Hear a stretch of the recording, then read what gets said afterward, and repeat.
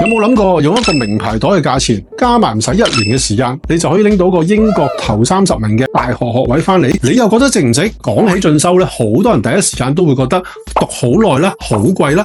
如果我話你知1年時間啫，你就可以拎到一個英國公立大學商業管理學士學位，咁樣又會唔會好心動呢？嗱，利用學科豁免，你過往嘅工作經驗咧，分分鐘可以幫你慳翻幾年時間。呢個課程最啱我哋呢啲想邊做嘢邊攞學歷嘅人啦。首先呢個課程嘅認受性係好高嘅，雖然佢係混合模式收到，但係佢嘅畢業證書係同當地全日制嘅學生係一模一樣嘅，國際認可，你去到邊度都要攞得出手。其次啦，佢用咗學科豁免，佢會根據你嘅學歷同工作經驗去豁免咗一啲學科，唔使由頭讀過，同你慳翻好多時間。仲有啦，呢個課程可以申請政府免入息嘅審查貸款嘅，畢咗業後咧分15年還，每個月你都係供少少咋。最吸引嘅係畢咗業後啦，同學仔可以選擇飛去英國行畢業禮啦，又或者喺香港參加畢業禮都可以。而家申請咧仲有早鳥優惠，名額有限，先到先得。如果你本身有 high 啲或者副學士，我又想知道自己可以豁免到幾多學科，嚟緊嘅學費又會係幾多錢？同埋最重要啦，早鳥優惠係幾時截止啊？